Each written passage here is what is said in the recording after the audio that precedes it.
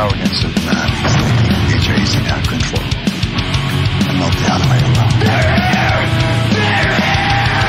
Game over, man. Game over.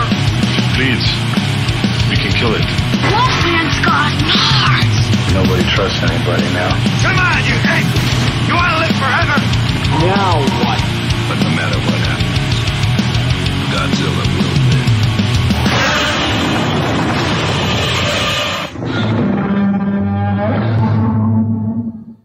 And welcome back to the 91st episode of the monster movie Stompdown, almost to 100. Of course, you got your host Sludge here, my co-host across from me. It's Mark. The Master from Texas.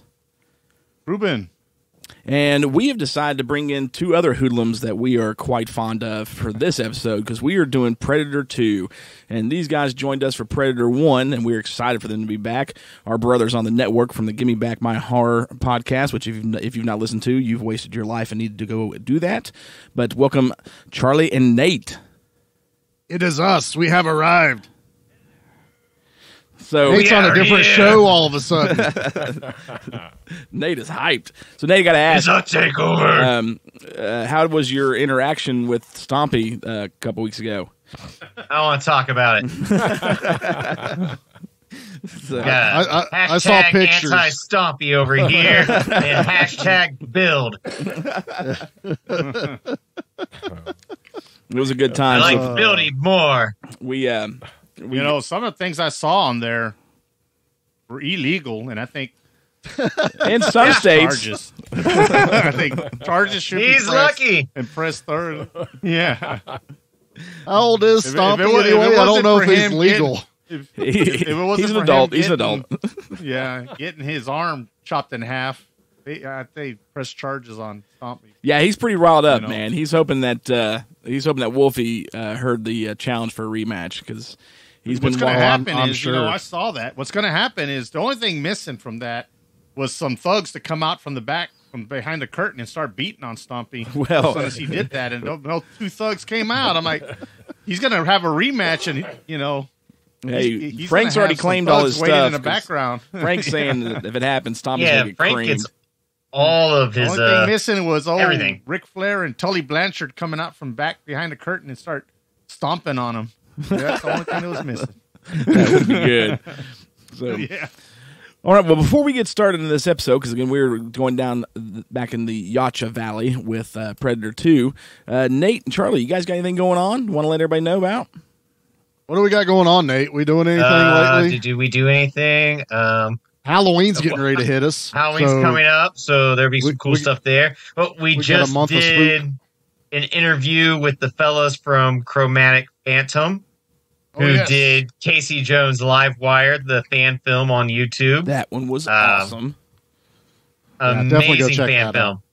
Definitely go check that out. No, I think we're all still recouping from like RobCon and everything. So it's just record an episode, edit, get it out. That's it's pretty much what been we got going on right now. RobCon, Horror Hound Weekend, Mothman Festival.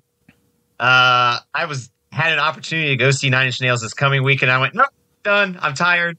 Nate is retiring from fun for like at least one weekend. So yeah, that's what. Yeah, it was RobCon, then All Monsters Attack when you were at Horror Hound, and then this stuff, man. So it's been busy for all. Did you of us. get to see the Godzilla cosplay that's been floating around online? from I All don't Monsters remember if I Attack? saw it. Yeah. Oh yeah, dude. My daughter got a Did picture. you with it. post the photo? Oh, I missed it. Yeah, Jay got a picture with it. Dude was awesome because when they were interviewing Tetsuo Nakagama, or golly, I got all Tetsuo. God, I forgot his last name. Anyways, him and the other guy from Final Wars. So Tetsuo played The other guy. Godzilla, and then Motokuni actually played Ghidra, Monster X, and King Caesar. So he played 3 different monsters. They did a panel with them about the movie, and it was super cool, man. Those dudes were awesome, nice guys. They're hilarious. But then right as the panel ended, that cosplay suit you're talking about comes walking out from behind a curtain, and then they both get up and applaud it, and it was pretty sweet, man. That was the best. When I first saw it, I didn't even realize it was cosplay. For the longest time, I thought it was like they brought the actual suit over, like from Toho. Oh, that would have been awesome. Yeah, like it was that legit. And then when I realized, oh no, this is cosplay, I'm like, that person needs to be in the movie industry because they're All right. so now I'm good. seeing the photos. Yeah, Jada was like, Dad, it's I need a so picture." good. Dude, it is amazing. I And, can't like, believe it's. I can't believe it was cosplay. I thought it was.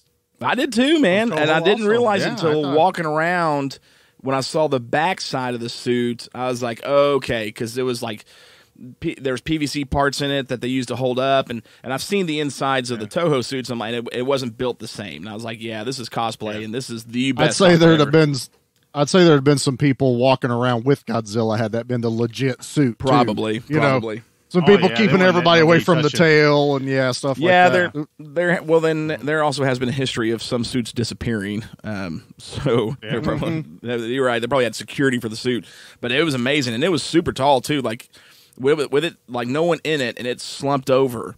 It was still taller than my daughter, and she's like 5'8", something like that. Yeah, she's pretty tall for her age, Yeah, for sure. so- She was at RobCon with the student, Nate. Yeah, I know Pete got to see it, but I don't know if Pete got pictures. We need to get on Pete and maybe a certain someone else about pictures. Yeah, I already chewed one person out about that. It's Yeah. like, when the network guys get together, a picture, just anything, to just be like, hey, we saw each other in person. Hey, we had true. we had a group picture. No, they're talking about me and Pete not taking a picture when we got together. Oh, well, We're this all true. watching- Yeah. Oh, we did at RobCon. We did at We RobCon. did. and, We did. We made promo, but Oh, yeah. Certain hosts weren't at All Monsters wait. Attack like Yeah, other the two certain of them were. hosts. Did you see Pete up there? I saw was okay. In Pete's defense and mine, Pete was couldn't make it Saturday. There is no defense. And so we met at a gas station, kind of on his way out, my way into the convention, and spent a few minutes together. And Jada had a lithograph that she had done, and she gave to him. He brought me a Gamera book because he's the man. But we were just excited. That's what it was. We were so excited. We hadn't got to see each other in a while, and love Pete, and it's been a minute, and so we were both kind of in a rush too at the same time that we totally forgot to take a picture. Well, that's Nate, find out what gas station it was. See if we can get security cam footage. Yeah. Maybe we Okay, can yeah, get that's what I'll the do. overhead It was the Flying security J. cam footage. It was the Yeah. Flying You J off of see- exit 123 on Interstate 70. I know well, there you exactly. go. Nate, get on there it. you go. I'm gonna get on. You see the blurry block on the left? That one might be Pete. We're not sure. It's either Sludge and Pete exchanging pictures, or we just witnessed a drug deal. I don't know which. One or the This other. other blurry picture. Yeah, the Magruder film. There you go. That's Yep. right? I don't The know if I got MacGruber. that right. Yeah. Yeah, Magruber. Yeah, there you go. All right, well, let's get rolling to this. It is time to talk about Predator 2. This is, of course, we did Predator 1. Predator 2 happens to be my personal favorite of the series. But let's get diving into it. Here's the trailer, followed by the new commercial for Give Me Back My Pro Wrestling. It landed in the world's most forbidding jungle. It came for the thrill of the hunt. It chose us as its prey because of our intelligence and violent nature.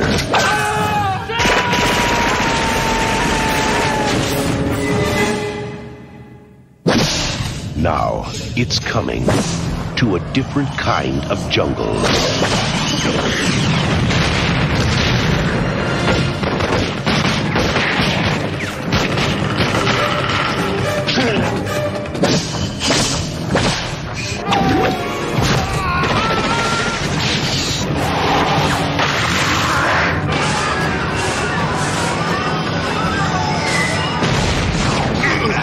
You don't know what you're dealing with. This time, it's open season on all of us.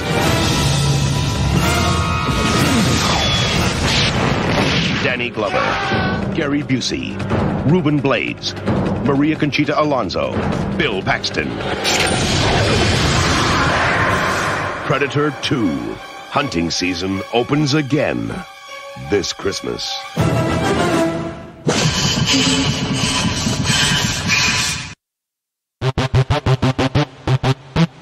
Ladies and gentlemen, welcome to Give Me Back My Pro Wrestling, the podcast that's based on the old school but can still help you find the good stuff from today.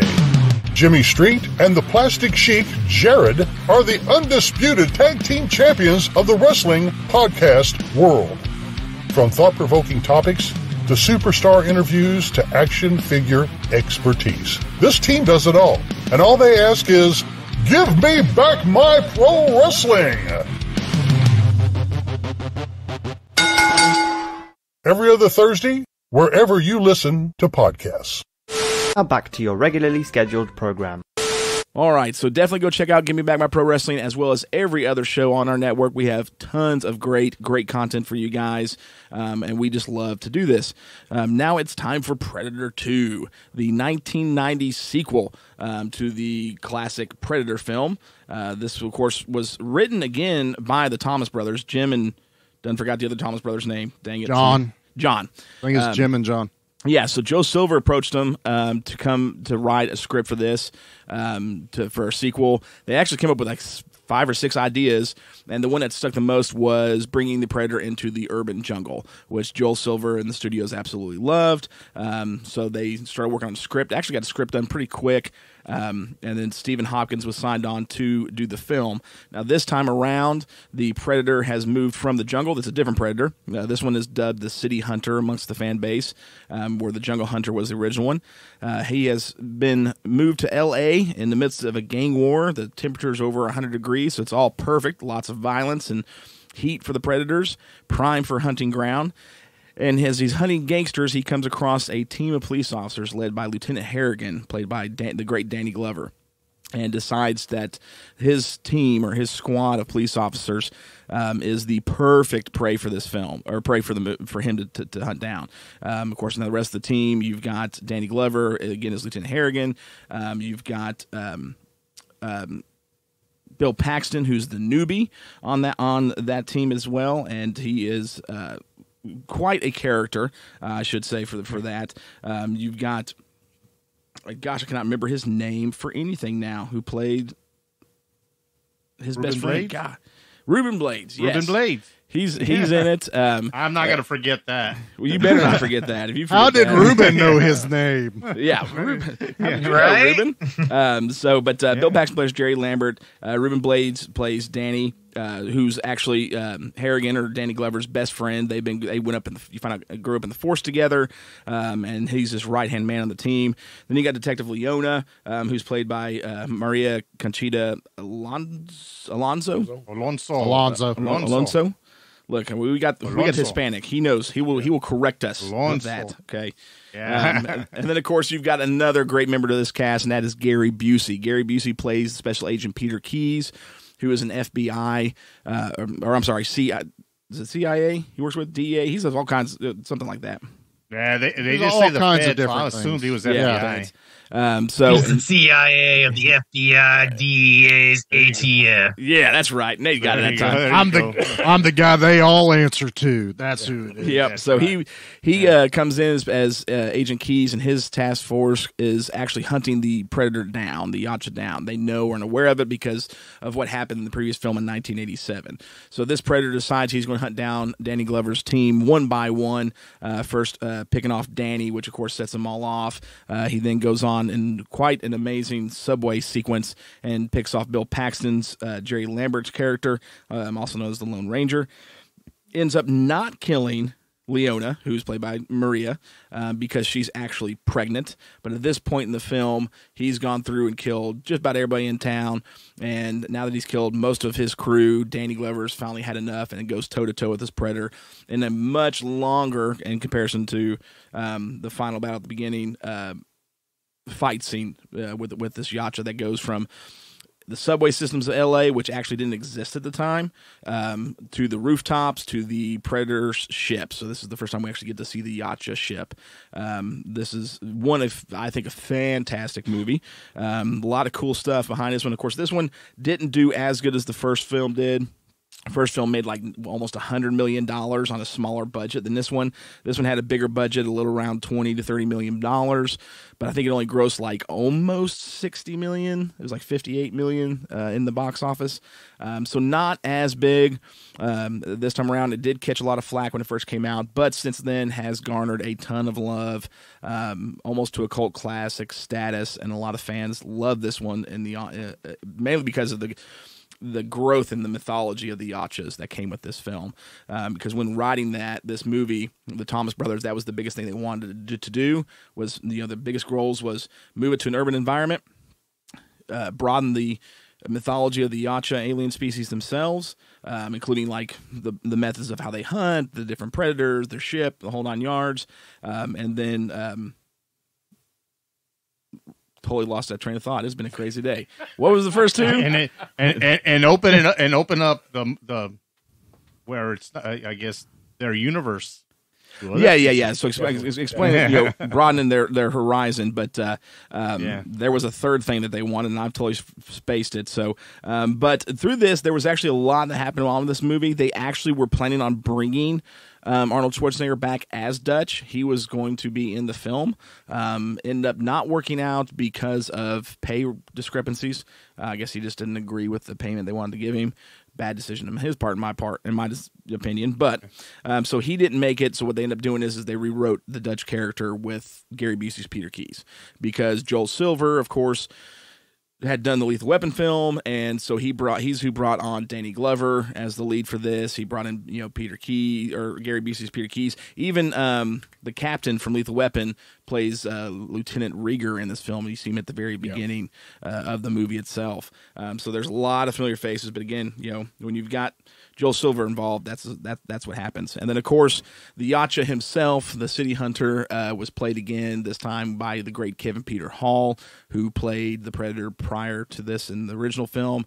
Unfortunately, he would not go on to play another Predator because he did die a few years later. This was one of his last films that he had done. But I do want to mention the movie, of course, we said was filmed in 1990, and I mentioned the LA subway sequence, which wasn't built at the time, is because this was actually, when it came out, was set in the future for the year 1997. So it was supposed to be 10 years after the original film. And so that's why 93 is when they actually started the subway system. And so they already planned, the subway being in there for the future aspect of the film itself. So great movie. I think tons of fun, but let's get rolling through it. What did everybody think? I want to jump in and see what our guests think first. So Nate, your score, of course, doesn't surprise me. So, I want to get the bad out of the way. So let's hear what Nate says. Oh, well. It's no stranger that and that was Nate, everybody. Thank y'all so much. And that was very good. Very good. You're welcome, that was perfect. Just kidding, Nate. Go ahead. No. We have made it very clear on our Predator live stream, on our Prey live stream, that I think Predator 2 is the weaker of all the Predator movies, outside of Alien vs. Predator being the worst. But I still really like this movie. My main complaint is Donald Glover. I just don't buy him in he's not in the movie. Danny Glover. Why do I always do that? Always do that. Every That's single why you time. buy him in a movie. He's not in I get it. the Glovers mixed up. Lando's not in this movie, man. I don't know. I know. It's because I want Lando in everything. Oh, jeez. Danny Glover. Danny Glover. There you go. Other than that, I still think that the city is the perfect choice to go to after the first movie. And I really do think that Predator is one of those movies that's just so hard to, where do you follow it? Where do you go from there? And the tagline of this movie is brilliant. He's in town with a few days to kill. Oh, yeah. Great tagline. Yeah. Absolutely awesome, great. yeah. It writes itself. That said, I think it's great. Being a small country kid, there's something about watching this movie and seeing LA and how many people there are and how hot it is that is so overwhelming to me. I remember watching this as a kid going, is that the way every police precinct is? There's no way, right? Oh, yeah. But that was, my introduction. That's how a police academy or police place is. And I do think that the stuff with the drug dealers is great. We have upped the gore. We have upped the body count. I'm fairly certain we have upped how much ammunition is used in this movie as well. Yeah. I don't know. How many rounds did the minigun throw in the first movie? Right. I think that was this movie. They had a checklist somewhere. Loud. We have to have more bullets than the body Ventura did in the first one. We got to make sure we top that. We have to make sure. Just him. That's it. Rewatching this movie once again after going through everything, I have a little bit of Predator fatigue going on at this point because I've been talking about Predator so much for like the past 2 months. 2 months, right about, yeah. So something I took away this viewing was maybe the last 35 to 40 minutes of this movie is fantastic. Like, absolutely fantastic. I want to say from the warehouse scene with Gary Busey's team on, this is such a fun movie of watching the Predator lay waste to so many people, the gooiness of it, so much green blood, and who knew that drywall could be a really good, healer upper. Exactly. Good Band-Aid. All around, I said this in our live stream with the Action Elite. If this movie would have came out maybe just 3 years later and had Wesley Snipes as the lead, I could have bought into our main character going up against the Predator. Like, this was just a couple years before we got that peak Wesley Snipes. Yeah, that would have been cool. That would have been pretty cool. That would have been so sweet to me. But I love that this movie introduced us to so much more lore. We get more weapons with the Predator.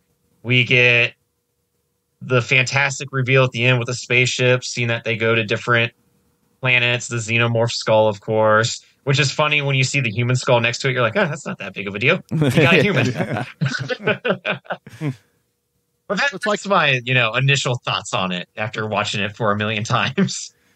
I want to jump in real quick. It's like collecting, though, Nate. We collect toys just because one's smaller than the other one. Yeah. It doesn't. Tiny toy. It's not any less valuable to me, Nate. Yeah, my little Lego Max Rebo is just Nate as is saying cool. it's like having a rabbit skull right next to a bull's skull.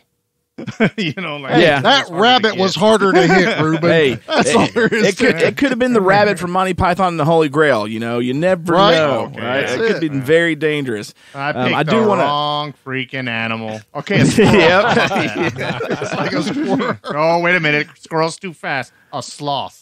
There you go. There we go. Yeah, there we go. Sloth. Hey, no one needs to kill sloths. Sludge loves sloths. Yeah. I do want to add real quick. He need to kill a human. He cheats anyway, so it doesn't really matter. Get out of here with that. Stop. Before we jump over to Charlie real quick, I do want to add, because Nate did bring up the Xenomorph skull, and I forgot to, is that, of course, that kicked off a lot for fans.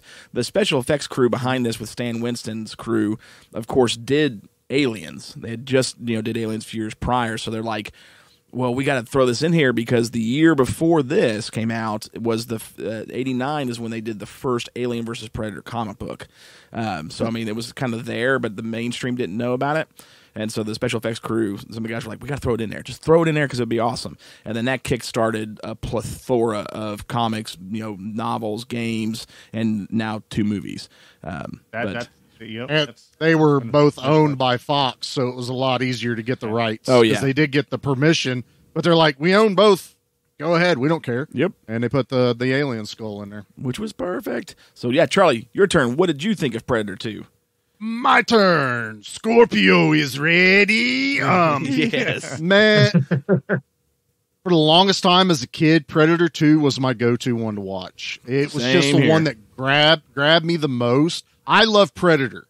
I still say Predator is probably the most perfect action movie there is because how easily it melds horror, action, and sci-fi. It just gives you everything. Predator 2 went kind of this mystery, film noir kind of beginning and then ramped it up to this fast-paced, action-packed sci-fi thriller. It reminded me so much of watching like Split Second. Oh, yeah. Where it's like the killer's toying with Rutger Hauer. The Predator's kind of toying with Hardigan in this, and I like that dynamic. I love Danny Glover in this. I was finally able to see him as a badass, not someone always complaining or a dad figure. Right. Like he was in Lethal Weapon and stuff. So he's one of my favorites, but he's also backed up by a fantastic cast. I love his entire crew, the team, the world around him. Couple things I wanted to talk about was Kevin Peter Hall, you said, played 2 Predators. He actually played 3. Was it 3? He plays Really? 3 Predators. He plays the elder Predator in this movie. Right. I'm sorry. You're including. Oh yeah, I'm sorry. Yeah, that's correct. So he has played 3 separate Predator Yep, the characters. original, and the City Hunter, and then the Elder. Yep. The City Hunter and the Elder. The rest of them were Los Angeles Laker basketball players because Danny Glover called in a favor because he was a huge fan of the Lakers, and they were like, "We get to be Predators. We're in." So that's how we have all of them there. Yeah. The other cool thing was I've always liked is the first movie. Stan Winston had like no time whatsoever. Right, none. They already had the first suit built, and then last minute had to change. Scrapped it, so there was not a lot of time to do like tech and building and all this other stuff with the first Predator, but it works. This one, though, they had time, and they went, we need to expand the Predator, which was the weaponry. The weaponry in this movie is probably the biggest thing that grabs me in this. From the spear, the disc, the net, all these different tools at his disposal that just clicked with me. And I was like, I love every second of this. And because, they already knew what the Predator was going to look like. They were able to just go, cool, he's going to look like this. Now let's let's play with what he has. Let's make him really sci-fi, outlandish hunter. And it works, man. And Gary Busey is one of my favorite characters. I know he's in some hot water right now, and I hope he gets the help he needs. But this is also the first movie he did after his big accident. Yeah. And was it really? This is the first I didn't know that. Yeah. So this is the first one after his big accident. This movie's got a lot of firsts. This movie is the first movie to get rated NC-17. Yeah. It was. That is correct. Yeah. I didn't know that either. They did away with the X rating because the X got the moniker of being, adult film. Yeah. I didn't know what Sludge allows me to say here on this show. It's pornography. Yeah, it was a technical term. That got associated with pornography because they didn't care about that rating. But this one was so violent and graphic, it got an NC-17. Mm-hmm. They did resubmit till they got R because they still thought it was, the kiss of death to get that rating. But man, I would love to have seen the uncut version of this movie. Oh, me too. Me too. It digs into so much more, and this movie isn't long. It's pretty short. It's like bam, bam, bam. Things happen, and you're there. You're at the end. But I'll save some stuff for somebody else to talk about. I love this movie since I was a kid, and I always will. And I rake it way higher than Nate does, and Donald Glover. Everyone does. And Donald. Donald Glover. Ruben, what about you, there, master from Texas? Well, what I did with this movie was kind of, maybe it's not unusual for y'all, but I watched it and then I said, I already like it. Let me watch the first one so I can compare it. And in doing that, I found them both, just as enjoyable. So I said, you know what? I'm going to go with, I rate them both the same way. So I already liked this movie. I liked it because they expanded on it. I liked it because I thought the special effects were way better on this one. I liked the story on this. There was more plot in this than there was in the first one. The first one was a pretty basic, which is great. It was just like your action movies, So macho guys, and they're going to get hunted, and we're going to shoot somebody up, and we're going to do this, that, and it's just your typical formula for an action movie, which I'm not complaining about that at all. I love that. It worked. But this one had, go ahead. No, I said it worked. Yeah, it worked. Just the run and gun. I'm not complaining about it, but this one had a plot. But to be a little, I'm going to be sarcastic here, so nobody here get offended. But this movie is problematic. The alien, the alien. See that? The Predator is a racist. He busts in on these poor Hispanic social clubs. They're just having a good time, they're just trying to do their thing, and this guy slaughters them. Then on top of that, he busts into the Jamaicans while they're doing their worship session, and they're doing some kind of deal there, and he kills them all. I'm like, what kind of racist Predator is this? He hates entrepreneurs. Guys, they were just, that poor Jamaican, he was just doing his little worship thing, with blood. I mean, come on, man. To see that and raise you one of this, Ruben. Okay. Now, when I was in school, there was always the kids that went away for the weekend hunting trip. Okay, And they went and hunt deer, right? It'd be bow season or when rifle season opened up. Now, in the same sense, this poor predator left its family, left its little kid at home to go to Earth. Oh, my goodness, you're right. And then it never came back. And then its best friends came to our planet to give the person that killed it a trophy. Now, I don't know about you, but if little Russell and his dad never came back, I don't think we would go to the woods and present a gift to the deer that got Russell's dad. So, maybe we're being a little unfair to this predator. Oh, man. You know what, man? It's The good wife to was hear at the other home. side of that story. Yeah, the wife was at home telling him, you don't have to go hunting this weekend. Stay home. And he's like, no, I got this. It's a quick, I got a few days to kill. And he winks and nods and he moves his little mandibles.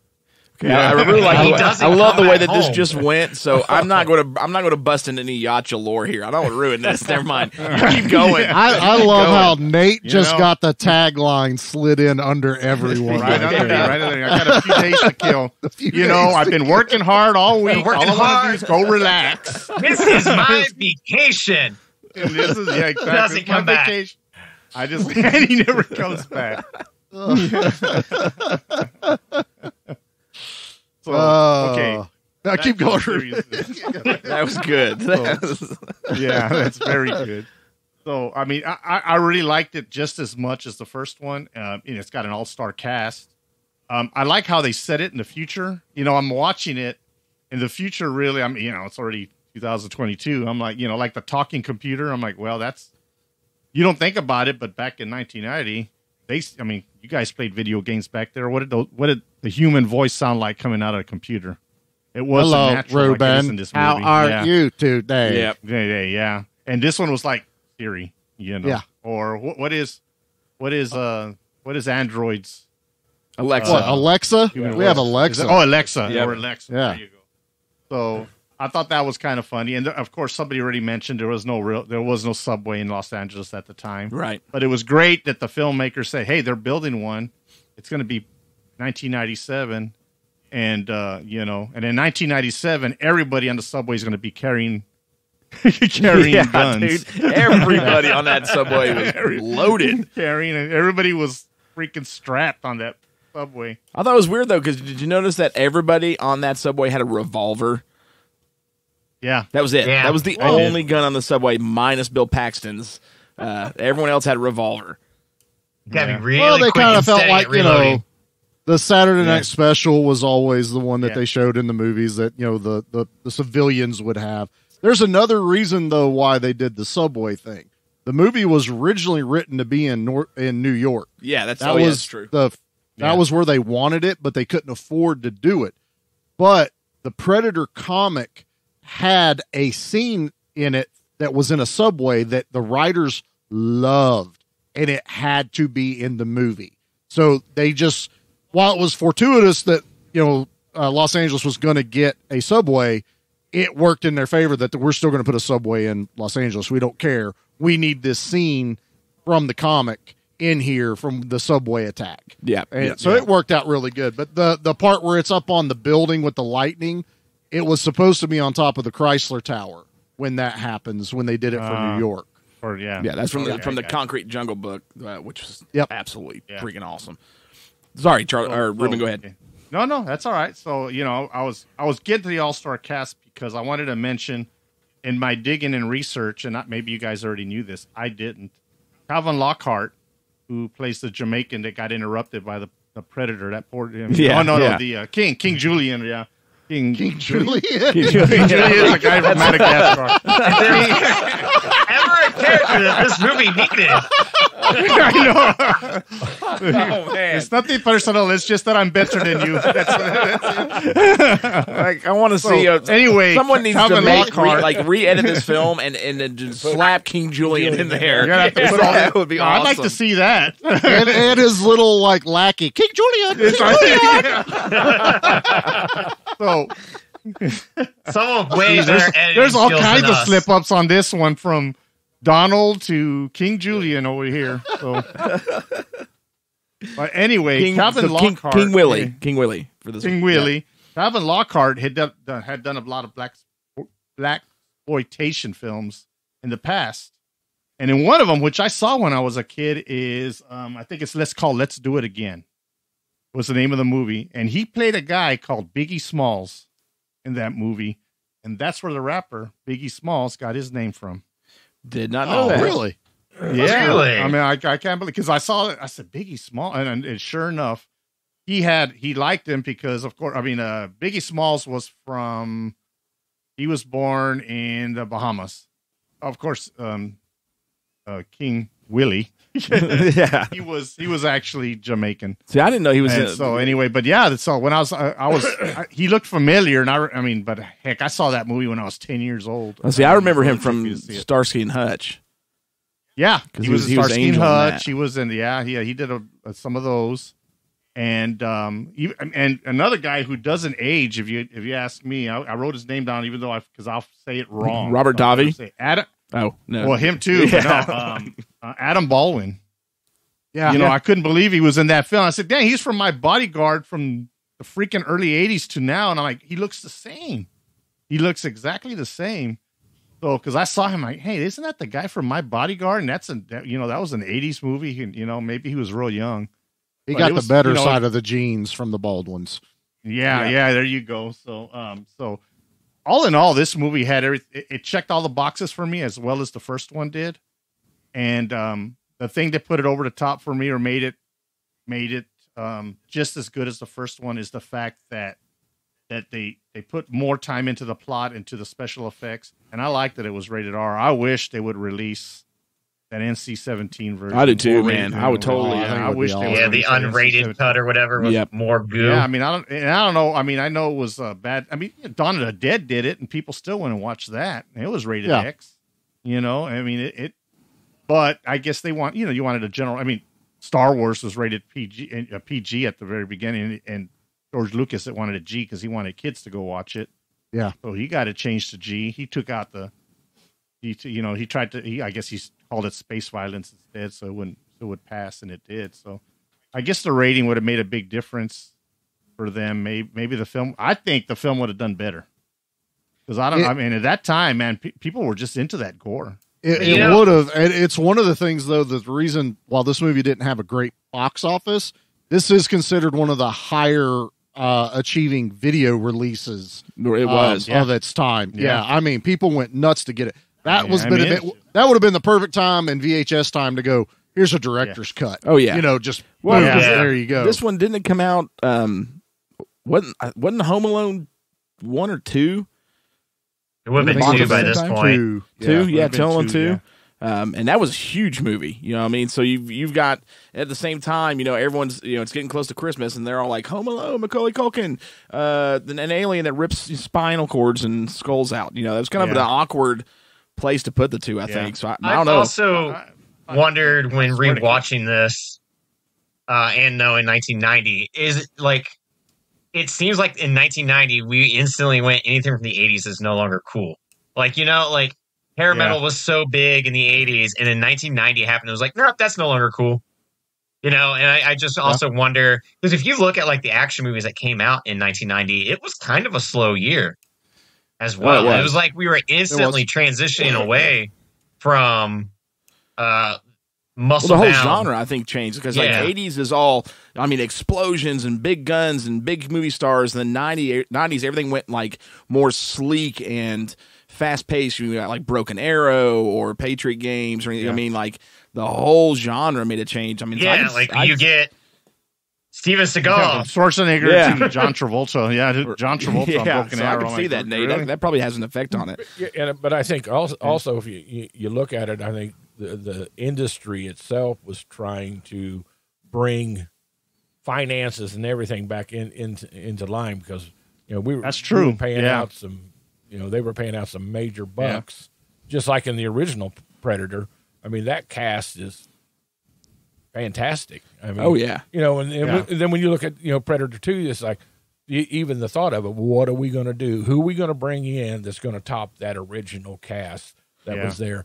I think they shouldn't have even tried. They should have just got the best actors, do the best job. But I think they like did. That Wesley I Snipes think idea. I think in that setting, in that situation, I got good ideas over here. They did. They brought in the actors that they needed to bring in the being in Los Angeles compared to being in the forest, the rainforest. Yeah, absolutely. And so I think I can't see Schwarzenegger playing keys. Like, well, no, see, he wasn't.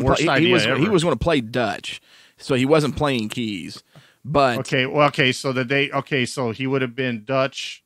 I still don't see Dutch playing a straight-laced working for the government. Working for the government. Yeah, working for the government. I think it would have changed. I think he would have been put part of a task force, and he would have still been. He probably still would have come out with no sleeves on. Yeah, smoking a cigar. So the Dutch character, because they end up with the Dutch character. They in the books. Or the novelization, I think. So when the novella was in the novelization, Charlie, where they're interviewing him in the hospital. Yeah, okay, so that's right. And then he just disappears, so they don't really know what's happened to him at all. So the bringing the character into this movie was going to be quite different. It wasn't. It was different. Okay, so they weren't just going to insert him as an FBI. No. Okay. That's what I was because thinking. like I can't see that. Well, Keys mentions that he would have been the star. The bomb, this creature blew itself up. It could take out 300 city blocks. We're talking alien weapon. They want the technology. And if you were to throw in Dutch into that, it's like, no, he would not want that. If anything, Dutch would be the thing that's like, how can we prevent this thing from happening again? He would have been. How can we protect people? The exterminator. He would have been there to eradicate it. One cool thing though they did do is in the trailer when they got Danny Glover in there with Hardigan and stuff on one of the monitors. They filmed a scene with the actress from the first movie, Anna, and it was her being debriefed. Well, they cut the scene, but what they filmed is on a TV monitor while they're talking. So it ties in where he goes, there was this disturbance in the jungle. The camera pans across and you see Anna giving her statement after the attack. They I've never seen that. With her. 2 scenes where they shot with her. You want to know what really is heartbreaking right now is how what the dollar amount is that they told Schwarzenegger no.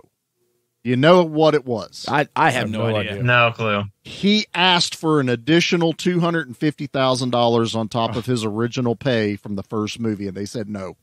They wanted to do Predator 2 for the same budget as the first one. This is why you got bought out, Fox. Yeah, $250,000. Wow. And they said no to Arnold Schwarzenegger. That was a bad idea because I think if you'd thrown him in the mix and him and Glover together would have been. I think you don't change anything with Danny Glover. Nope. You almost like this ability to have a team up. And honestly, I wouldn't have even been upset if Dutch had died. Like he gets to the end and sacrifices himself. I mean, well, and not even that. Hardigan's the last one. Could you imagine they're in the ship? They take down the city hunter, and there's Glover and Schwarzenegger together. Then the rest of them show up, and then Glover goes, "Who's next?" And then the last scene is you see the 2 of them go at it with the 5 predators right there. Cut, print. See, that would have been awesome. Best freaking Predator film ever. So sorry, Ruben. You got anything else? Well, I know we kind of interjected there. No, pretty much. We just helping. I just wanted basically to kind of tell you guys what my mindset was when I gave this top rating that I gave it, because I gave it the highest, I think. So I think so. It was really difficult for me. It was really difficult for me to do that, but at the same time, I think it deserved it. And you guys know how. And I'm pretty hard on film sometimes, and I really love this one. Yeah, a lot enough. I think it deserves it. Mark, what about you? Well, man? and one of the things is, and we were talking about stomp ratings, and I remember me and you arguing back and forth because I definitely was the original Predator. I thought it was the best. I thought at the time when it came out, it was just people rooting for the villain because of just how bad them things they looked and how bad they were. Then you go to Predator 2, and it's like everybody's wanting to see how bad this Predator is and how big they are and everything they got and everything they do. And even though I still think the original movie was better, Predator 2 is an outstanding movie. The actors that are in it are just fantastic. The setting was very good. I mean, how can you top the original? The only way you're going to do it is go to Los Angeles and have gang war going on and have all these things happening and the inner turmoil in the police department fighting each other back and forth. It's just great. I thought everything. I thought the special effects, everything was perfect, very, very good. And so, no qualms with it. I didn't see anything I didn't like about the movie. I just thought that comparing the two, I was definitely with the original, but the Predator 2 was just outstanding. Great actors, everything. Yeah, for me, I mean, this is what, Ruben? I just want to add one thing. I always accuse the Predator of being a cheater because he uses the technology. Yeah. But I think if he wouldn't have used it in this movie, those gangsters would have got him for sure. Because they had so much freaking gun they were power. Those gangsters were stormtroopers in training. They had a lot of guns, nothing. and they just couldn't see it. Scorpio would have got him, man. Scorpio was ready. He was ready. He was ready to rock and roll, man. What I like the to only know reason he didn't get him is because also I don't know how they didn't shoot themselves because they were just shooting all over the place and there's so many people that shot more themselves. Friendly fire. Friendly fire. Friendly fire. There was no friendly fire at all. They all missed each other. It was turned off. Predator. Yeah, friendly fire. Do that in video games.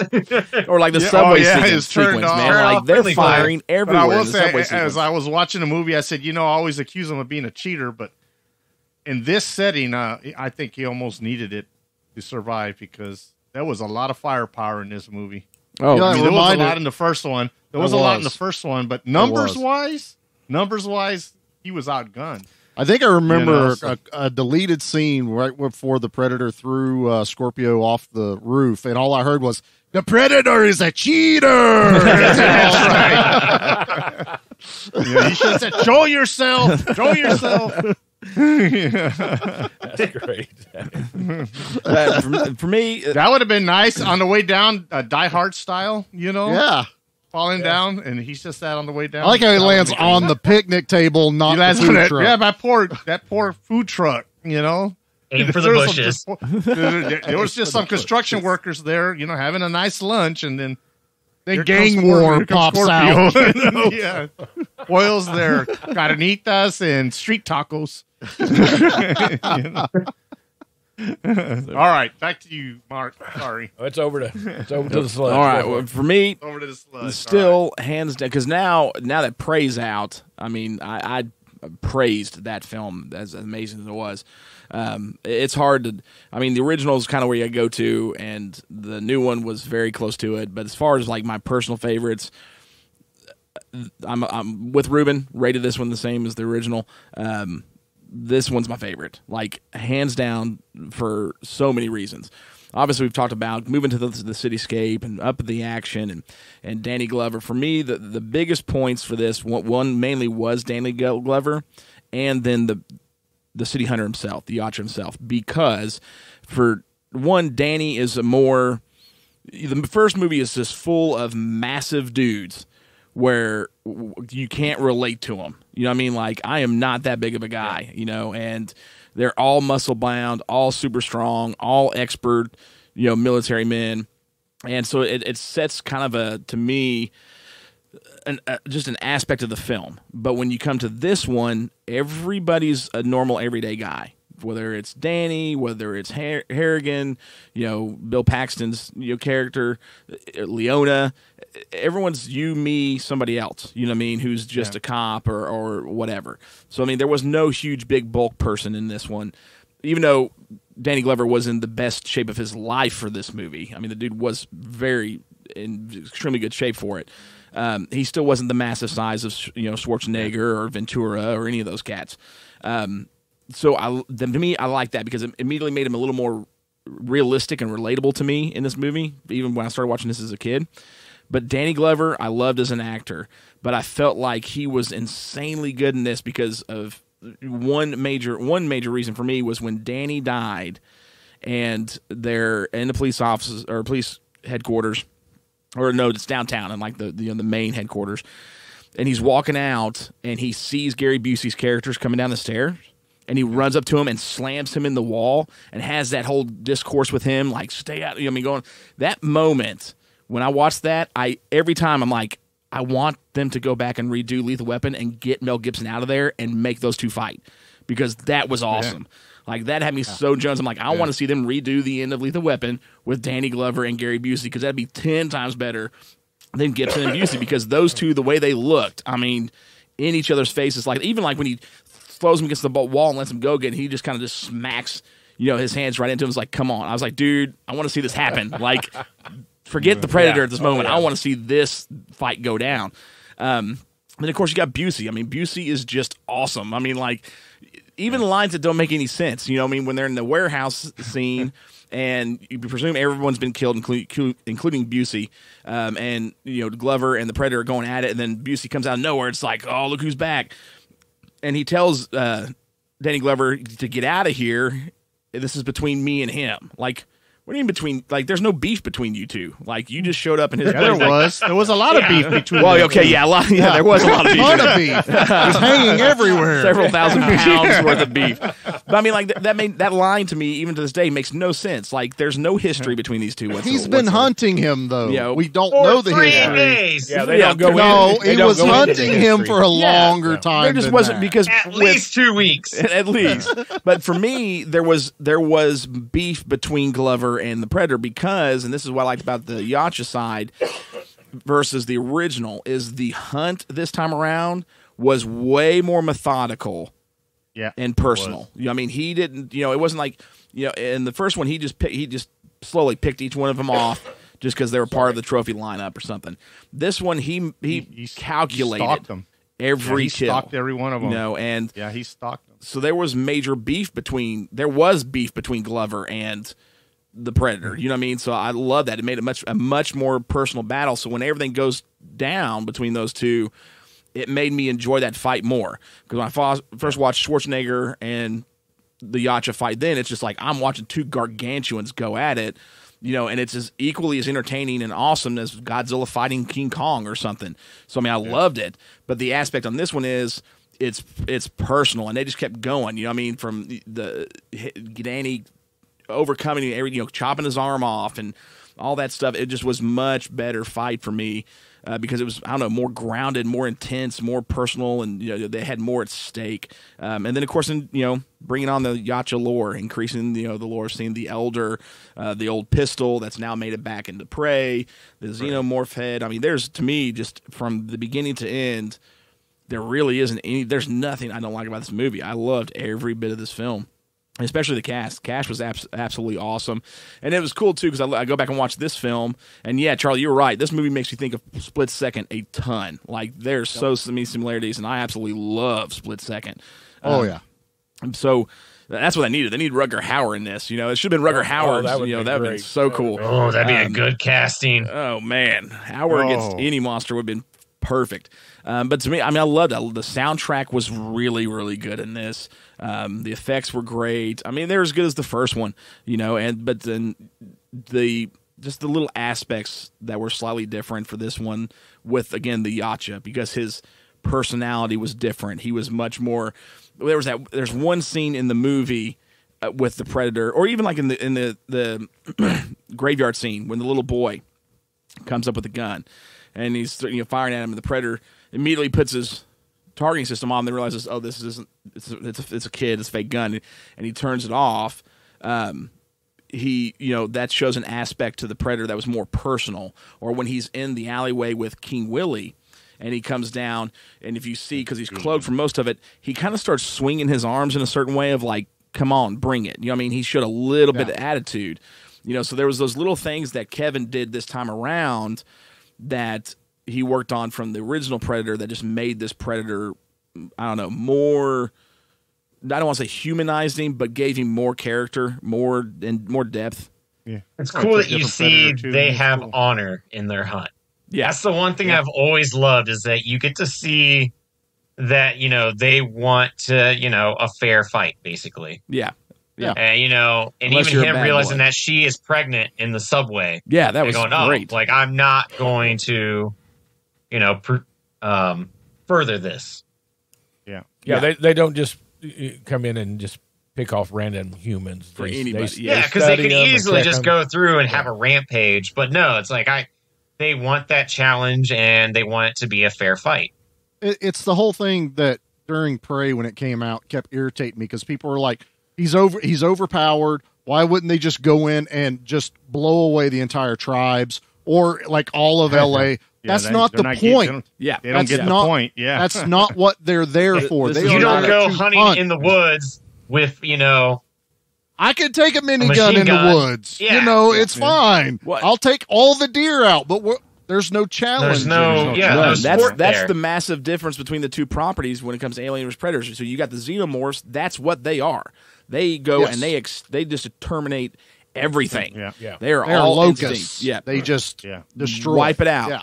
There's intelligence on the Yautja side, you know what I mean? And there's hierarchies and there's classes, and that's what makes, to me, because I love both franchises, but the Yautja is my number one alien creature for anything, because of the depth of the society and the type of creatures that these are, and which is great. I mean, letting her go because she's pregnant, and then the little kid, but then. On the flip side, no holds barred. They even talk about, and there was a scene I believe was cut, was the death of Danny. She ripped his spine out, skull included. You know what I mean? Like he did the first one, and then did it again to Bill Paxton's character, which you did get to see a brief scene of that. Just to go from, I have an honor system, but don't forget, I'm going to take you out. Or like the scene in the subway where everyone's got guns. And Danny Glover brings it up when they're after that all happens. He's like, they were all armed. There's the scene of the old lady firing, and then it switches to the Predator vision, and he puts his hand on her skull, and it's like, you may be old, but you're armed up. That's it. You're free game. You can cause me harm, so I'm gonna take you out. That's it. Yep. It's still survival where they're at. So they have honor. It's their culture too. Everyone keeps trying to shoehorn our culture and beliefs on something that is fantasy. And it's like, this thing has its whole entire culture. Yep. That's what it's there to do. Yeah. So I love it, man. Let's get into it. Let's find out what the Stomp ratings are. It's Stompdown rating time. All right. So collectively, this got ranked really high. This one got, out of the 5 of us total, 4.5 out of 5 stomps on this film. And we'll break it down real quick. Of course, the top ratings came from me and Ruben. We both gave this a 5 like we did the first one. We both loved this movie. Mark and Charlie also had the same score together, 4.5. Nate, I don't know what happened to him, but he dropped a 3.5 on this one. Prey happened. Prey happened. You see, I didn't rate it against Prey. Okay, because that's not fair to the movie. Prey didn't come out till way later. I rated it. Okay, where's it stand now? You see, I took Prey out of the equation altogether. Well, Prey built from the original in this one. If it wasn't, Prey was pretty much built around Billy from the original one and the gun in Predator 2. This one. It's like those were those. Exactly. They're like, let's take those two and then make a movie. Which is a great movie. Yeah, I like Predator 2. So I Predator 2 didn't rate it more than I did Prey. I liked Prey, but I still thought Predator 2 was better. Oh yeah, the first 2 films are the best 2 films in my opinion. Yeah, unless we ask Nate. I like Prey, but I like those kind of movies. I think Indians and made up over Robcom. I think he did a little bit. Yeah, I think that's where that was a problem. Because Nate, you prefer the next one that we'll be doing for the Predator series, the third one, Predators, right? Oh yes, I absolutely Adrian Brody. adore Predators. Adrian Brody. That one. That's my third. Negative favorite 10 Predator. points for Adrian Brody. No. Walter Goggins, Machete. Everyone's in that movie. It's amazing. Yeah. And all the good ones died. It's my third favorite. Except for Adrian. That's right. Eric Foreman's in it. So this one, look, even with Nate at a 3.5, that's still a really good rating. Nate even said it's a great movie. And if you've not seen this, if you're working through these Predator films with us, we definitely highly encourage you guys to do it because this movie's amazing. It is an absolute fun watch. It's just as fun as the original film. just different in many ways. So it isn't until after this that we start to have some major issues when it comes to the franchise. Big decline. down the road, especially in 2018 when the studio puts too much of their hands involved in the film with Shane Black. But this one's good, man. Tons of fun. I do have a funny story, though, for this one, as I watched it last night. So, obviously, I run my Plex server, my media server, and then I put my movies on there. So, now there's two general rules for the Plex media server. I don't put anything on with sex or nudity in it because we got kids and other people that watch it. And so I don't put stuff on there. Or if a movie has got it, I will usually edit it out, right? Which is, pretty easy to do. So I'd already done that with Predator 2 because, as we all know, there's the sex scene with the Jamaican. There was a huge bubble in that room. Yeah. So I managed to cut out most of it, and then there was spots where like the girl's there on the floor, and I'm like, I can't edit this because you got to hear what they're saying, and so I was like, okay, well I'll just do the old school blur effect, and it worked. And I'm watching it last night. I'm like, oh man, cool, because Gavin was running in and out, and I'm like, thankfully he didn't run in at this point, but totally missed a scene because I'm like, oh, okay, cool, that's not out. Oh, cool, there's a blur. Oh, cool, that there's nothing there. There's no blur, nothing. And I was like, oh, I'm glad the sun didn't run in on this scene. So there's like 2 or 3 cuts right there where really she's quick on the ground. when they happen. Yeah. There's 3 of them. I managed to hit 2 and totally forgot about the third one. So got to fix that at some point. I watched it on Hulu, so I saw everything. Same. Yeah, I watched my digital copy that I bought. Now, I had text Charlie because he's like, remember we got to watch Predator 2. I was like, oh yeah, I'm going to bust out the VHS copy of this because I just watched it recently and I wanted a really poor picture quality experience. Yeah. And my VCR tried to eat it instantly. Oh, no. So that I is guess an I gotta evil get a new VCR and VCR. it needs to go. Yep, it's got to go. I was able to wind it back because I didn't get too far. So hopefully the copy is not damaged, but the joy of the 90s, what can I say? Oh, God. I told Nate, Nate really went for the authentic experience of the I was 90s. going, like, I was reaching for the tracking button that doesn't even exist anymore. Yeah, I know, right? It's all auto tracking now. I remember that. Sometimes I'm like, the auto tracking doesn't work. I'm like, man, and I will say for it this doesn't one, work, man. How can I do this? Watching the this, auto tracking won't work. Watching this and on Blu-ray, because the copy I got is the Blu-ray copy. It held up pretty dang good for the time. It does. Great picture transfer. It really is. I think the only time where anything stuck out to me was the scene where he's kind of hunched over on one of the top of the buildings looking out. Yeah. You can kind of see a little bit of the matte outline, but that's it. I mean, that's the only time. Every other scene, I was like, this is great. It's because it's that, plus then they animate that lightning in there, so there's a lot of layers happening on there's it. a lot going on. I watched it on Hulu strictly for convenience. I have this on DVD, Blu-ray. I have the collector's edition DVD. I just was like, I'm not walking out to the shop to go get my DVDs. You see that's on Hulu. My wife doesn't understand that. And I say, there's I have the movies everywhere, anywhere. Yeah. So anytime I get a movie, I just throw it on that server. Yeah. And she goes, why? I said, well, it's just more convenient. I don't have to get up and go. I have my DVDs or whatever. I bought a chest of drawers, and the chest of drawers. You open up the drawers, and they're all in there. Yeah, like, well, I have to walk over to and that right there. There it is. Go get it out, and I'm like, yeah, there it is. Was it the library things with all the cards? Even I don't remember what those are called. It was RJ's clothes. And I threw his clothes out when I threw him out. And I put my Blu-rays and DVDs in there. RJ's gone. Movies now. Yes. So, and I told him, I said, hey, don't, if you bring clothes, you don't have any drawers. Because I put my Blu-rays, DVDs, and VHSs in. Said no BVDs, just DVDs. That's how it works. Yep. Yeah, that's right. No, that's exactly right. Yeah. All right. So, well, I think it's time now. So now we've done this one. We've got another movie we've got to talk about real quick in the next segment. Talk about. Yeah. So it is time for now that Charlie's on too, because I've not had the questions emailed to me. Because because we can usually get called as cheaters here. But it is that one time. day I'm going to reveal who the real cheater is. That's what it's going to be. Yeah, one day they'll realize it's not Sludge. It's not. It is Whatever. Someone else is the mole. It is not. It is not. I would like to go back and see exactly how many questions Sludge has missed on all the trivia. What have you watched? We're gonna have to start keeping track of that. Oh yeah, you watched one movie, right? I've involuntarily watched one movie because I've actually lost by 1 point. Well, how can that be? Yeah, that's how can that be? I'm a nerd. I'm going to say for the guy that has to make that's all kinds of Charlie. He's and tied. I guess he's tied. So now, because me and Ruben, you tied a couple times. Because 3 of us, and he ends up being on first or second place. He doesn't have to watch the movie. Yeah. So you guys have to understand how difficult that is for me. Because when I read it and I go, "Yeah, Sludge is going to know that one immediately." It would work for Mark. It would work for Ruben. I'd be like, "Sludge knows this." That is the hardest thing. My intelligence. Yeah, I think that's what just happened. Well, I mean, told me I was. You do eat Whataburger. Those 2 idiots, they won't get anything. Those 2 idiots won't get nothing. That's only Sludge I got to worry about.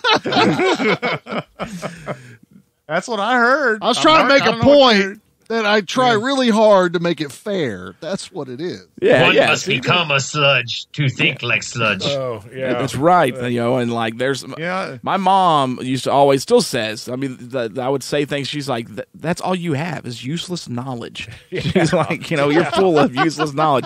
Because it's perfect for the podcast. I guess huge nerd.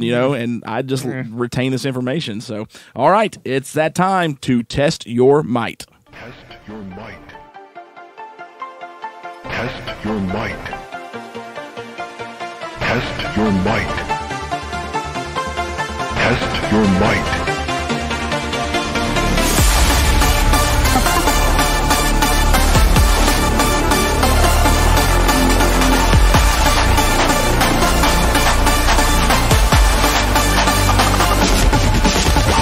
Test your might.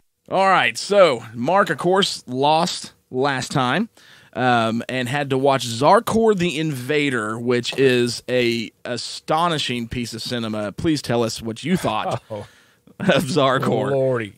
When I first turned it on and Zarkor comes busting out of a mountainside, I thought, this might be good. Boy, was I wrong. Dude. From that point, that was the best part of the movie.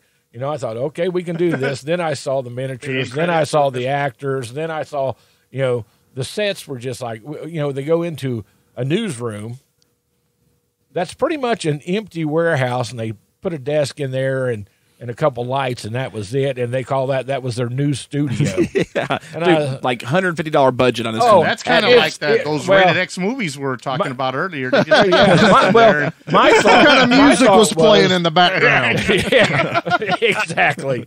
My thought was it probably costs you more to put it on the Plex than them to make it. That's possible because it was just absolutely terrible, a horrendous movie. There was,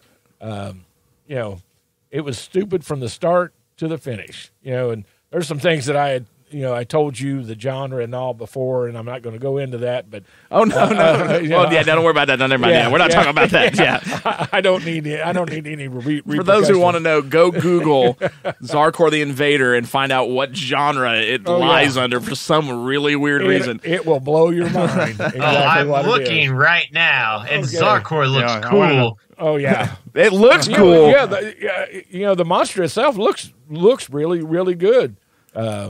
But then, at one point, I know when they were on the miniature set, and he's like tearing a building down, but you can tell that he's standing behind a table, and the building started about the waist high. Yep. You don't see his legs or feet. You just see him tearing these tables up, and I was like, they just built the tops of the building. Exactly. That's all we got the money for. All they need.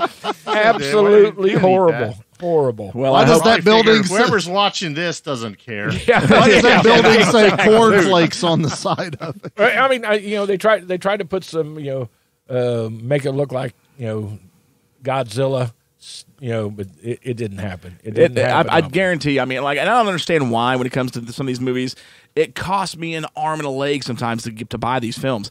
Like Zarkor, as bad as it was, if I'm not mistaken, I think I paid around $30 for that. $30? Yeah. Oh, yeah, they saw you coming. Well, dude, it's just so because it's like it's impossible to find. It's like I gotta. It needs to be impossible to find. What are you talking about? Well, to make things better, if I win again, the same company did a follow-up film to Zarkor that is in my back pocket.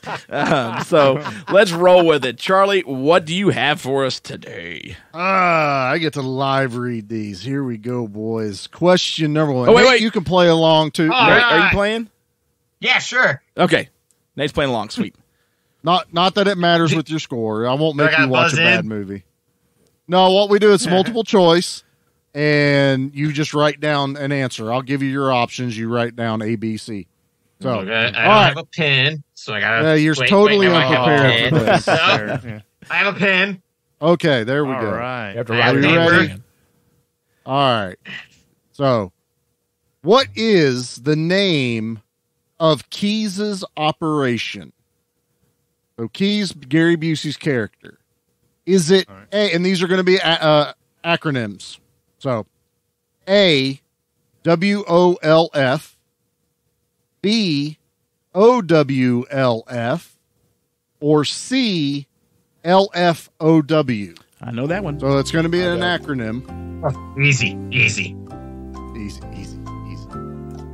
I thought he was going to say it earlier in his description, but he didn't. So I was like, well, maybe we got a chance. Who, me or Nate? Yeah, you. I came close. I came close. You were going through the description. Yeah. And I could hear him saying, and Keys, which is part of this project. And Yeah. That's why I got hung up. I was like, Wait. Now, so here's where I have that problem.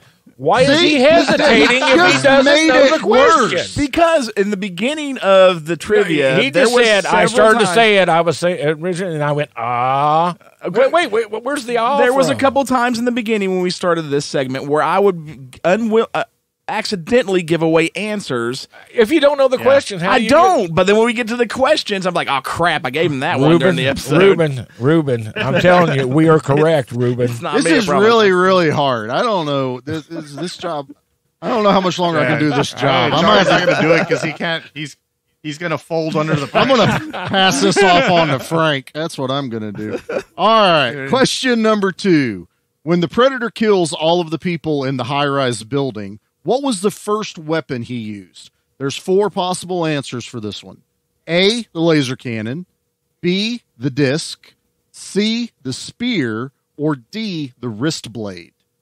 What is the first weapon he used in the high-rise attack? Wait, say him again in order? Yeah, say him again. Yeah. I was playing the scene out in my head. A, laser cannon. B, disc. C, spear. D, wrist blade. Not fair. He uses a lot of weapons in a very fast, order.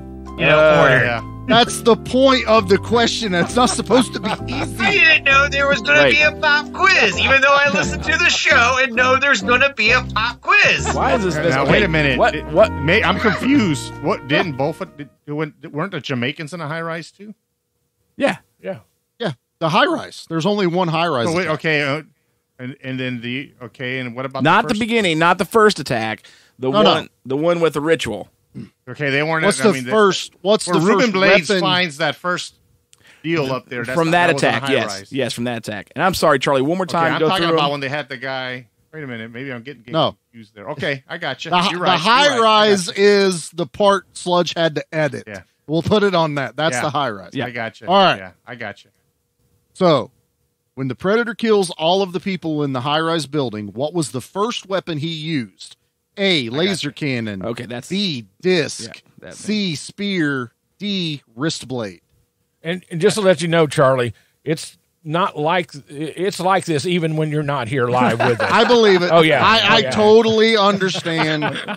I even hear that I get questioned, and I pull this stuff straight from Google and the internet. If it's wrong, I don't fact check every little thing. We have. That's right, because you have been challenged. You have been I challenged. have. No, the only Yeah, you challenge have. really I had was the dinosaur one. Okay, and that was just because of a misunderstanding. There was no clarification. I should have worded it differently, but I was kind of going with. We're not talking animated dinosaurs. We're talking as you know, I know what's going reads on. the questions and reads the answers. What's going on, Mark? He mouths it as he looks at Sludge. Yeah, I'm winking at Sludge. That's the code. They got like a code. There's some Not winks. happening. Is this Even better? David I'll was hide my face. Yeah, get rid of that Pulls on, face.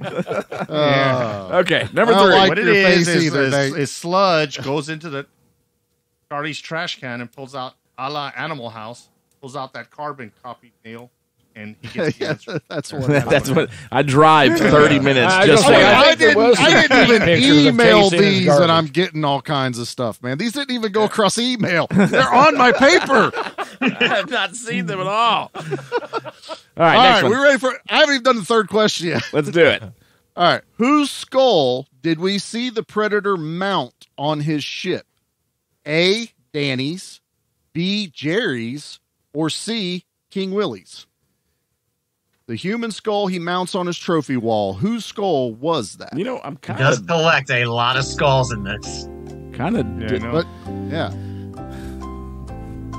Even turns Go one ahead, to like say what you backpack. want. Do I need to repeat anything? No. I'm just kind of, I was hoping for harder questions. You know, I'm sitting there. my God. I was sitting there before. Dang, you hear that? Oh, Wow. man. Okay. I have a bonus question, but I'm waiting to see if let's there's wait. a, Let's wait and see. Yeah, 'cause see what if there's a happens. tie. see if there's See a what tie. happens. But yeah, Because I was All right. I was talking to my neighbor on my lunch break, and she's like, "Aren't you all recording an episode today?" I said, "Yeah." I said, "I'm trying. You know, I probably need to spend some time actually digging a little deeper because That's my move. Charlie knows that this is like one of my favorite Predator films. So Yeah. he's probably gonna go real deep, you know. So and I didn't get around to it, and then he asked the questions. I'm like, well, I'm glad I didn't spend time doing that. I'm just kidding. You should have seen some of the questions that people put on there where it's like, who played Hardigan? Who did that? And I'm like, these are two, like, who plays the reporter? It's freaking Morton Downey Jr. Yep. I mean, How can you not know that? It's too easy even for me. And I'm like, I got to like dig into like where maybe I can get you mixed up on scenes and things that happen in the movie. I actually even came up with a question. I came up with one. Wait. I have one too. Isn't that funny? I came up with one too. Interesting. So actually, I had a question for everybody. Study. I had a question for everybody. Everybody knows that for that. Yeah. So, let's go. Let's Let's get do the this. answers. All right. So number one, what is the name of Keyes' operation? It is B, the Dang it, I OWLF, thought that was it. Yes. Otherworldly No, Life can't be. Forms Organization. Yep. Otherworldly B? Life Forms. B. B. Ah, whatever. As in. Like they barely say it in the movie though. They too. do. They don't really like They focus don't. on. Yeah, it. they don't use the acronym. They actually say it out. They If said- you yeah, don't, that's if you the don't only pay reason I attention, you won't remember catch it. Yeah. Yeah. Again, me and Sludge have watched this movie probably 50, 60 times. Yeah. You know. Yeah. Did you, all hey, right. Ruben, did you get it? Yes, I did. Okay. Yeah. Yeah, that's something a mole would have got right. Anyway, when the predator kills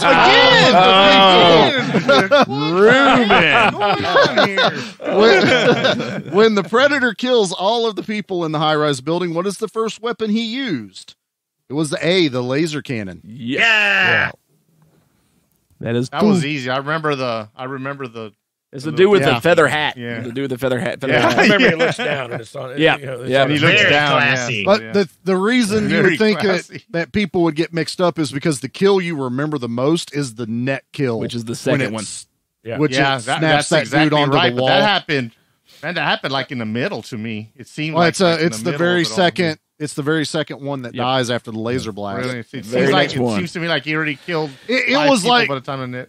it was the Jamaican one was fast paced, but this one was like we're going to show you all the freaking weapons. Yeah. And so he Yeah. just It really was- goes through all of It, them. it was the laser. It was the net. Then it was the thingy that Danny finds. Then it was the wrist or the Yeah. blades. Then it was the spear. That thing didn't come out of his wrist. I thought it did. Maybe I got confused. Yeah, the little shooter thing. Yeah, silver piece. Yeah. All right, I just thought it was cool as a kid, man. I would have loved to have those kind of, You got those both, be running around with stuff like that. That's right. Yeah. Been like I got all these right. Yeah.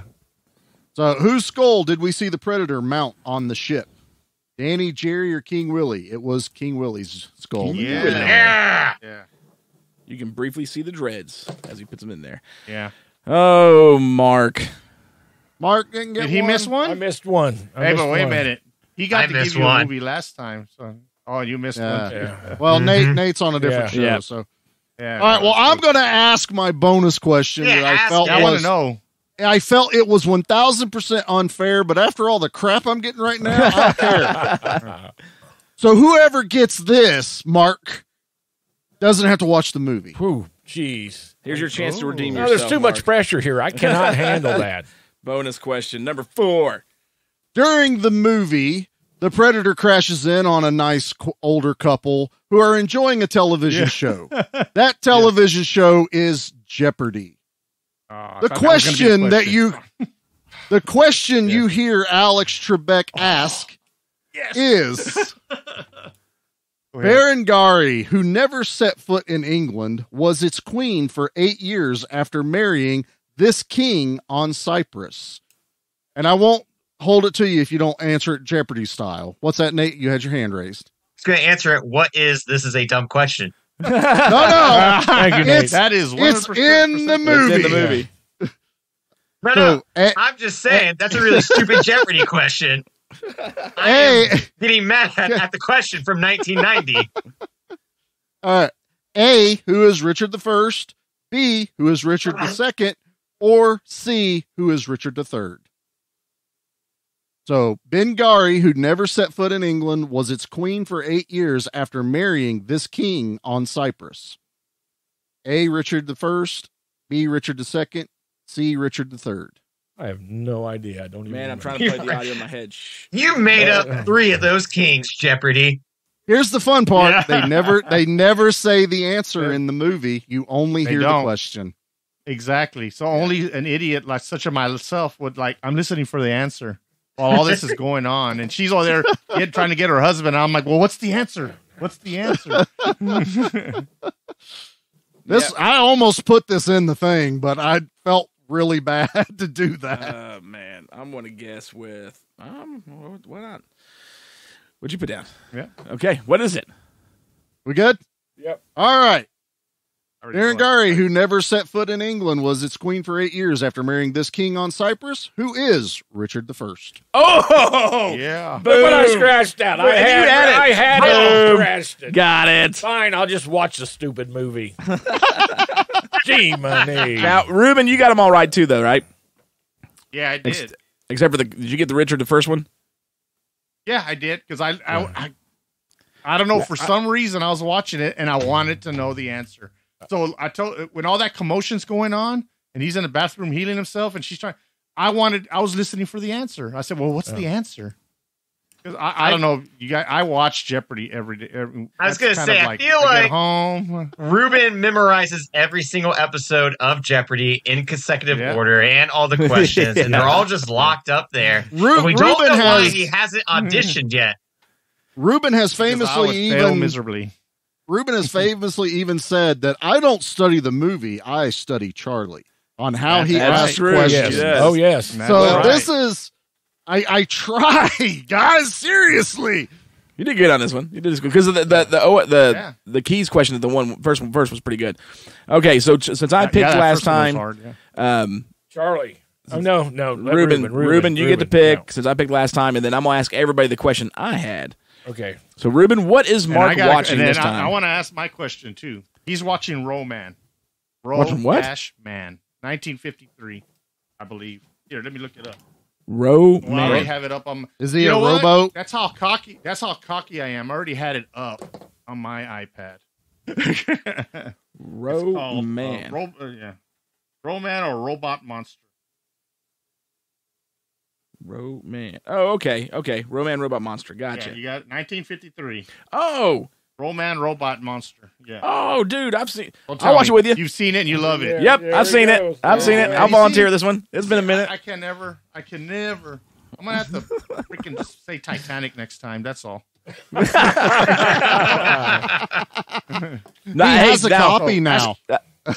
Yeah, that's my question. So, Mark, I'll volunteer to watch this one with you because I've seen this one and it is kind of fun. Okay. Nate, before I ask my question, did you watch the Stompy and Frank episode?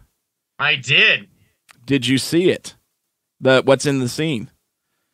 Did I miss it? Maybe I did. Titanic has been placed as promised because it's in the studio. It is in the studio. Yeah. Well, now I gotta look again. It is in the shots. So since Nate did the, but it's not the copy you gave him. It's his original. No, it is not. It still has the $2 sticker that was on the wall. It's signed by Celine Dion. Terrible. Anyways, so Nate, you go back and check it out. Closely, the VHS is sealed. You know, and he tried to get it graded. He's going to try to get it graded. Sure am not. So I've got a question for everybody. Grade it. Since Charlie's here, and I didn't look this question up at all. So if you can feel free to challenge me if you want, but you're going to lose at that. But now, since we watched Predator 2, and there's so many people back in that day that were tied together with Mr. Stan Winston, who did the special effects, Bill Paxton and another classic movie actor, Lance Henriksen, have both played in multiple films that had special effects done by Stan Winston. So my question is this. 1, how many times did Bill Paxton and Lance Henriksen face off against a Stan Winston creation, and who died the most out of the two? Who was killed by more Stan Winston creations than the other? Bill Paxton. This is a trick question. This is a trick question because it's up for contention. It is not up for contention. It is. I don't know the answer. I'll let other people go, and then I'll feel like it's Lance. It's a 50-50. It's a 50-50. Nah, I'm going to go with Paxton. Now, He's more the dead kind of guy. As far as the equal amounts, 50-50. They both starred in the movie with Stan Winston's creations 3 times each. So, and of course, now that for Bill Paxton was The Terminator, Aliens, and Predator 2. For Lance Henriksen, that was Aliens, and then The Terminator, and Pumpkinhead. Okay. Exactly. Yeah, so, out of the 3-3, who was killed by Stan Winston creations the most? Bill Paxton. Hey, there you go. Charlie's Bill Paxton wasn't killed by the Terminator. You don't consider that a kill? I figured he was knocked away, and the other guy was punched in the stomach. What about Lance getting killed in AVP? Does that count? Well, if no, because that was Terry and Alec Gillis. Yeah. While technically, yes, Terry and Alec Gillis started with Stan. No, that Stan wasn't involved. He was okay. No, that's the whole who's been killed by the Predators and Aliens. That's the famous Bill Paxton, Lance Henriksen thing. But even they don't even can't talk. They haven't fully confirmed that even Lance Henriksen died in Terminator because he basically just gets knocked away as well when the car crashes into the police station. Oh, he dead. So there's still some. He dead. There's differences of he might be dead. Then it's like, did you see him die on I'm basically screen? Best friends with the man. He dead.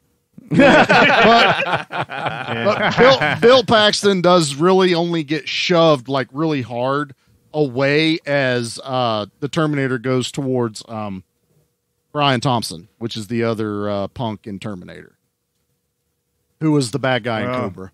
Look at that. If our listeners could see Bludge's face. Hey, look, it's I let him ask the questions, but I've seen this movie as much as he has. It's a point of view, so I mean, every time we watch it, but you're not wrong. I mean, Lance Henriksen dies by Pumpkinhead, which is famously done, and he gets killed by the Predator. Bill Paxton does. So I mean, it's kind of 50-50 still. Did Pumpkinhead kill him, or did he kill himself? Ooh, now that's that's interesting. Pumpkinhead didn't really kill him. He killed. No, he only grabbed him through the door, didn't he? Well, no, threw him around. So you got to look at how the death goes because Pumpkinhead never dies. He didn't die in it. Oh, that's true. That's very true. So it's kind of unfair. Yeah. Yep. But the way that he was shot But is what Pumpkinhead didn't actually kill Lance. True, but they were tied together. Lance, did he? Because of, So then he because didn't of die. them dying together. That's a good point. That's how you look at it. Because, I mean, you could argue that he did kill him because they were tied together and he couldn't kill Pumpkinhead without him being dead himself. So basically, your question sucked. Your question. I guess it ended up being 50-50 on that one anyways. There you go. Not so easy now, is it, fellas? So if we argue point of views, then yes, it would be 50-50. I'm still watching Roman. It doesn't matter. Yeah, you're still. man. And I'm watching it with you, dude. It's going to be totally cool. It is a fun It's movie. only 62 minutes long. It's not even a movie. Dude, all I'm saying is... Ruben, I want your question, man. I want Ruben's question. Okay, see, I thought he was going to ask this one because as I was studying, it came up, and you guys, it might be too easy for y'all. Okay, the way it was worded on the internets is this movie had the highest count of cast members of the entire franchise of Alien and, of all the movies, the Aliens or Predators. This one had the highest cast count. What was the cast count for this movie? Was it 60? Was it 90? Or was it 55? 55. It's weird. What, 55. What do they mean by I thought it cast would've been count? more. Like everyone that's in the movie? Cast That count. was Everybody count. that was So- in the movie. So everyone that was Cast casted count. for a role minus extras. So not including extras. Yeah. the 55. 55. Yep, 55. 55. Yeah, y'all got it. Easy money for y'all then. See, it wouldn't have been that hard anyway. Yeah, but welcome to my world, boys. Thank you. And I thought for do sure it. that was going to be one of the questions. So I thought he's gonna ask I about the honestly, cast count. I read IMDb first. That's my first go-to. But I also know every one of you do that. So No, I I don't. just try to Yeah. get some ideas. I don't. I get ideas, and then I go and Google other places and try to find.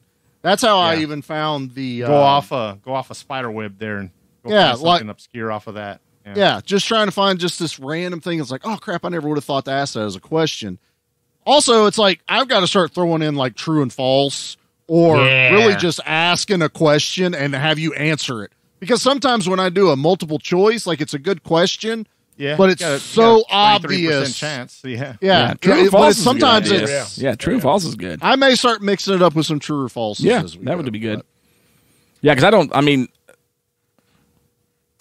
I'm trying to think of if I've actually took the time to research something for the question. I spent as soon as I don't do it. I do it for this, but like when I get done watching a movie, the first thing I do is I go on IMDb and I read about it because I want more information.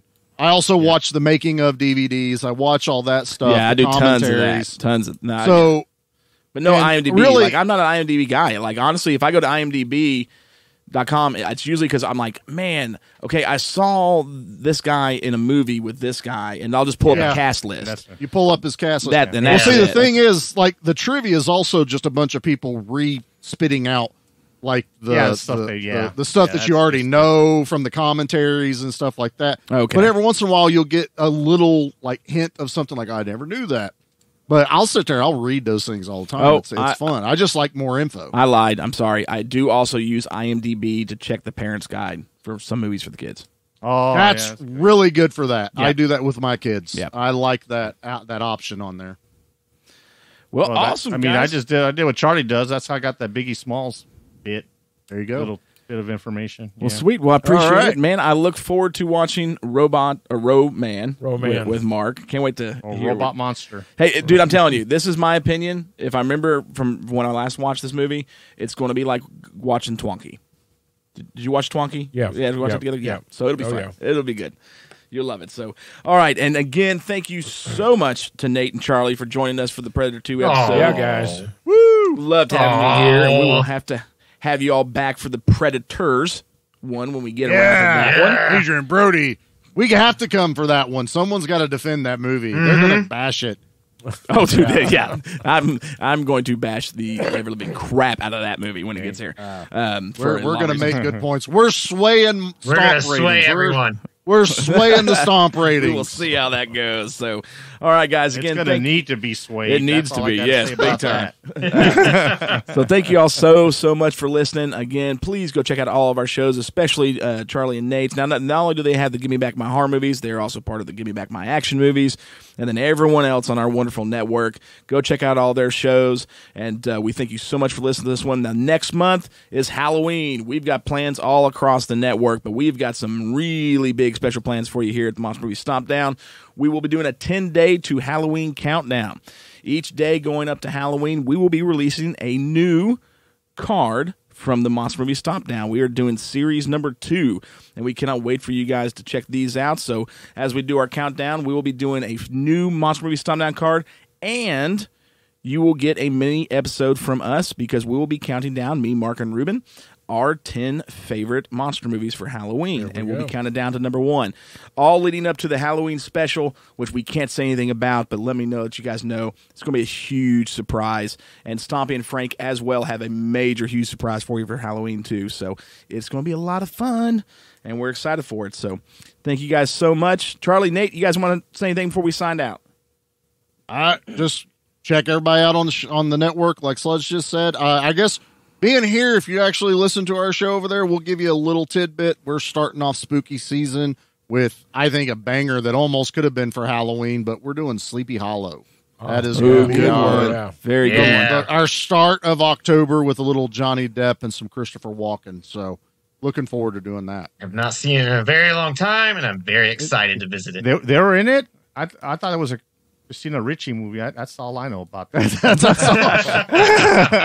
That's all he knows. They're in it? I didn't know that. Yeah. They're lower build. They're a little bit lower. They should be. Yeah. Now, Christina Ricci does have a new monster movie out that I do want to check out. Monstrous. Have you guys seen anything about that yet? I have not seen. I've only seen like the images. I haven't seen anything. It looks pretty good, so I'm probably gonna be checking it out here next week or two. So.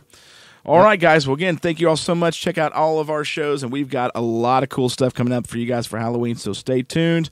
This is Sludge. And Mark. Ruben in Texas. And our guests. It's me, Nate. That's what I sound like. That's my real voice this whole time. Hey, it's King Julian's little helper. Charlie is ready. Come on, you think? You want to live forever? Now what? But no matter what happens, Godzilla will win.